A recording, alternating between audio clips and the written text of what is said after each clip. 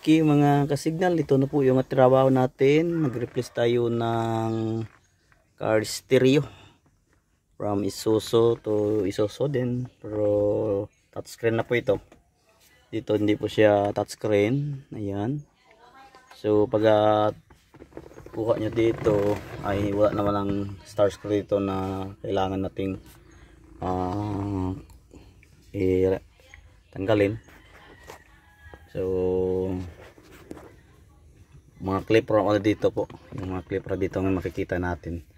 So ngayon ipakita ko lang sa inyo kung paano ito mag-install then mag-replace, kasi sa Isuzu po talaga to na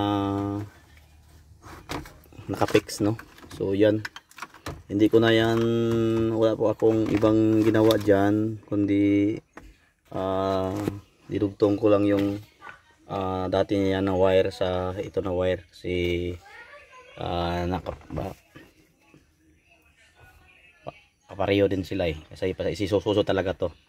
So yan ang ipakita ko lang sa inyo, yung kan dito, yung pagtap ng kanyang backlight or back cam. So itong kasignal, mayroon pong tapos siya. Yan, so nakadisconnect yan.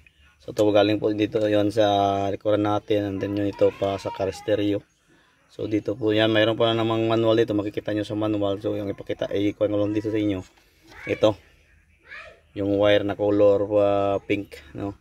So dyan po naka-attach yung ating wire para po sa backlight yan, no. Backcam yun. So ganito lang, naka-fix naman yan. So wala naman tayong ibang ginawa, yan lang. Pag ito lang po yung na-fix natin na wire. Yung ito ay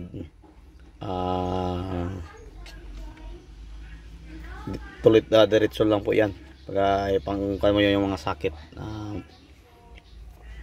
kisabol talaga yan. And then mga signal, ito po yung position niya, yung signal light, kinuha ko doon sa kabila. Ayan yan. So nilagay ko dito, no. And then yung sa kanyang monitor, ito po yan. Ito tayo sa house, ayan. So kung mag-music tayo dito, yan, slide, okay. So pag ganyan mga ka-signal, pag music yan, pag reverse natin, i-off yan. So ayan, yan, nakikita na yung manok. So pag hindi na pag tayo,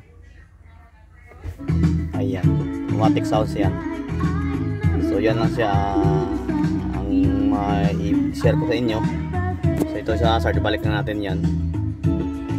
So yan lang po, sana mayroong konti lang, mayroong kayong idea for installation of car stereo.